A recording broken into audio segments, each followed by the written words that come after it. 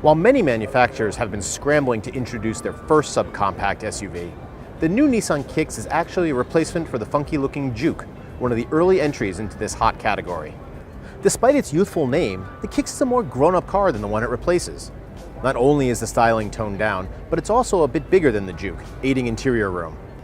While the Juke had a tiny 11 cubic feet of cargo capacity behind the rear seats, the Kicks has 25.3 cubic feet. Judging by engine specifications, the Kicks likely won't break any speed records. The engine's rated for just 125 horsepower, which not only puts it on the low side of the category, but it's significantly less than the 188 horsepower of the old Juke.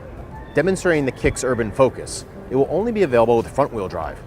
The upside here appears to be excellent fuel economy, with Nissan estimating the Kicks should manage 33 miles per gallon combined on the EPA fuel economy scale. In an obvious cost-cutting move, the Kicks uses rear drum brakes instead of discs, a rarity in this day and age. The interior has a modern, clean look, and all trim levels come with a standard 7-inch color infotainment system, along with 3 USB ports.